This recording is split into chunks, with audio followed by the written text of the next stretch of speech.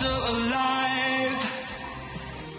Very good day of Test match cricket here at St George's Park, and South Africa will be particularly pleased with it. Important after losing in Durban to fight back with conviction. Important to ride the storm of the last few days and come out and play with spirit, and they've done just that. That isn't to say the Australians didn't, just that in the end South Africa had the better of proceedings. Still an advantage of 204 for the Australians, but they've only knocked one over this evening. Adrian Markram was the man, LBW. Michael Holding and Kepler Wessels are with me. I feel that South Africa will be much the happier dressing room tonight, Michael. I would think so. 98 without loss, so Australia, and then to get them out for 243. Some people were saying, well, that's a bit too many, because it should have been about 210, 220 because of the lunch to tea session. But they should be happy with that. And to have only lost one wicket, definitely. I think South Africa would be the happy team. You made a point after lunch, Kepler, that you thought the pitch had got a bit quicker, and therefore the ball was doing a bit and doing it quicker and harder to bat. But is it possible that it's now got a little easier to bat? Well, I think what was also quite interesting is I don't think the new ball moved quite as much as the older ball. So I think once this ball gets a bit older, I think it'll start to move a little bit more, which is exactly what happened in the second and in the third session. And definitely it quickened up and moved a little bit more. So I think once it gets older, it might get a bit more difficult. OK, well, we might find out more about that from one of Australia's opening batsmen, David Warner, because he's with Brendan Julian. Well, David, thanks for chatting to us after day one. That seemed like a funny day. No wicket for 98 really at lunch, and then all of a sudden all happened in the second session. Yeah, look, it seems to be like very similar wickets probably in England, where, you know, if you get through the tough periods with the new ball, you can try and cash in a little bit after. But it seemed like when the sort of the roller wore off, that the ball was doing just a fraction more, and then the nicks and the LBs were coming into it. Tell me about that first hour of play today. I mean, Stephen Smith won the toss, selected to bat first. What did you guys think when you walked out there and looked at the pitch? How are you going to handle that first hour? Yeah, look, I felt like we should have batted as well. I felt like it was a good wicket, and if they got into the right areas, it's going to challenge you, which it did. But, you know, coming from none for 98 and then being all out for, I think it was 240 odd, it was quite disappointing towards the end. But if we get the balls in the right area tomorrow, you know, it can be hard to score, and we can challenge those nicking areas. What about that second session with the wickets falling over Rabada just starting to move? Do you reckon it sort of did a bit more after the ball got a little bit older? Did it start to swing around a bit more, do you think? Yeah, as I said just before, it's one of those English wickets, or kind of English wickets, where it does just a bit, and it was doing too much early. And then that's where the nicks come in play, you know, your little misses of the bat and, you know, bowled, LB, they come into play. So, you know, credit to the way that he bowled, he came back, and that was a key moment for the game. All right, 243. I thought Tim Payne batted really well at the end. Do you think that was a pretty good score in the end after being around about 200 for 9? Yeah, look, I think when you look at it, if you're challenging those defensive areas, you're going to get, you know, those nicks, and you're going to get some chances. The way he played and his intent was fantastic. So as we go, come back tomorrow, put the ball in the right areas, and hopefully we can get another 9 wickets. All right, good luck tomorrow. Thank you.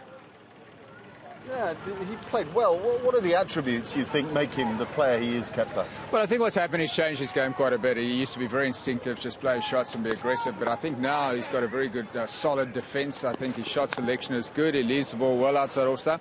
And I think he assesses conditions very well, which is exactly what he did today. And then he played accordingly. Mikey, he's a guy who challenges bowlers. Is that an easier thing to bowl at because he gives you more of a chance, or is it a more difficult thing because he'll punish you if you bowl poorly? Well, it can be very difficult because he's not a slouch. He can bat well. He can play all the shots. As a bowler, you think to yourself, okay, you prefer someone to be playing a few shots, give you a chance of getting him out. But he can also embarrass you. So you don't want to really be bowling to him when he's on top of his game. I think what the bowlers have to try and find is a way to make sure that they can restrict him a bit. You can't restrict him fully, but I think if you stay as a right-handed bowler over the wicket, bowl wicket to wicket if you possibly can, you can slow him down a bit and then hopefully get him out. All right, well, we can hear from another of the stars of the day because KG Rabada is with Sean right now. Yes, we've got KG Rabada. KG, in this series, has been big performance by Mitchell Starc. 2 big spells knocked people over.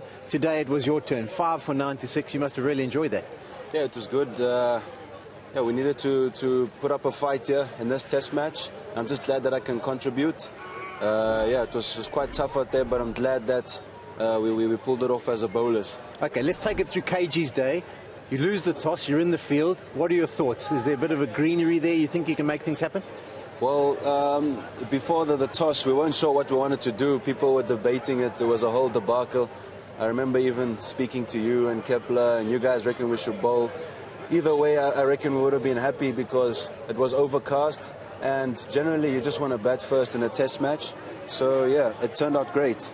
Okay, well, let's go down to that first spell. Australia went absolutely nowhere. This is your first spell and your pitch map. Were you happy with the way you went about things up front? Possibly a little bit too short.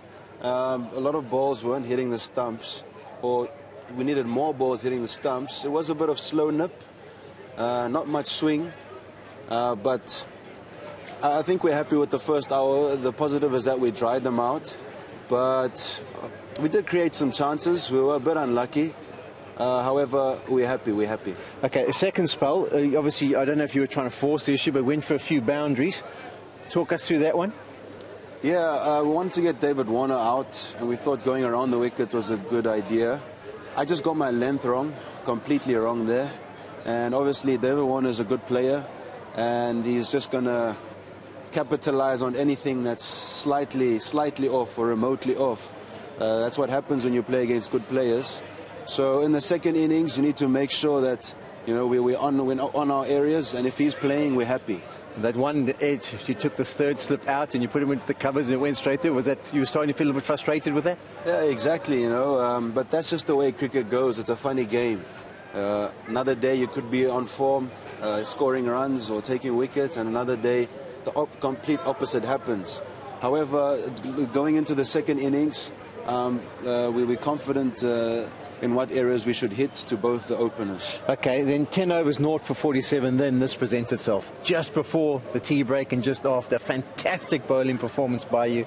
And obviously you pick up those 5 wickets. There's your grouping. That must have been just the momentum was with you, just really feeling confident about how things were going at that stage? Yes, exactly. It was important to stay in the fight, and that's what I thought I did, staying in the fight, and that paid off. It was just my day today, so I'm just glad. And how different is it bowling from the duck pond end and the park drive end? Is there a big difference from the ends? Obviously, is this the duck pond? Yeah, no, this is the park drive. Yeah, park drive end. Obviously, running a bit uphill. I thought it was a bit quicker from the park drive end than the duck pond end. It's obviously a lot more downhill, but yeah. Okay, talk us through your wickets. Obviously, you got the 5. These are the 5 wickets that fell. This must have been a big one, getting in through the defences of Steve Smith. Yes, he's a great player, and he's proved that. He's not the #1 batsman in the world for nothing. And we're glad that he hasn't scored a lot of runs this series and also this innings. Yeah, I was just on a roll there. Things just happened my way, and I'm just really glad, and I'm glad that I capitalized on it. Okay, you got 5 wickets for 13 runs and 4 wickets and 7 deliveries. You're on a hat-trick. Tell us about your thought process as you get experience this. What are you talking to the captain? What are you thinking? What's your plans in your head? Well, we're just thinking at this present moment, thinking about what fielder should have, whether we're going to bluff or whether we're going to go for the stumps. Obviously, you want to get all dismissals in play. I think I went for the Yorker, if I'm not mistaken. I did. I haven't been nailing my Yorker this series. It would have been nice to nail it there and get the hat-trick. However, maybe it'll come another day. Well, it was still a fantastic performance. Last question for you. You're making a regular job of this batting at #3. You look pretty good for your 17 or 14 deliveries. How was that experience as night watchman tonight? Yeah, it was. I quite enjoyed it. The Aussies were chirping a lot, but I enjoyed it. And yeah, just trying to do my job as a night watchman for the team. Okay, well, fantastic job with the ball. All the best with the batsman. Thanks for all your thoughts. Thank you.